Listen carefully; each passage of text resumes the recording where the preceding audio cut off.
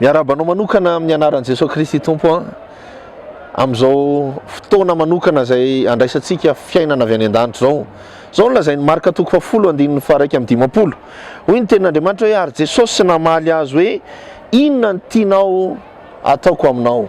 Ry havana, matoa Jesosy Kristy mihitsy no manontany an'izany, dia satria misy zavatra tian'Andriamanitra atao amin'ny fiainanao.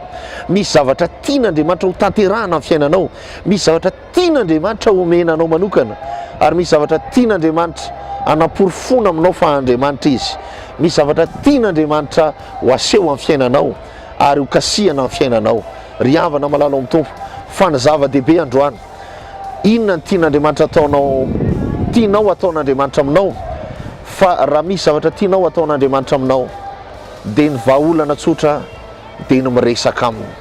Matoa Tompo nanontany, dia mila valina izy zany, milanao miteny aminy, milanao miresaka aminy, milanao mamboraka aminy izay rehetra etaetanao sy fanirianao lalina.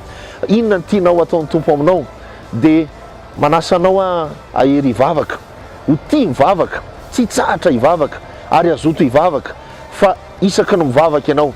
Dia mino fa misy zavatra efa tian'Andriamanitra ho tanterahany, dia ho tanterahany ao anatin'ny vavaka, ao aorianany vavaka, amin'ny anaran'i Jesosy Kristy Tompo. Amen.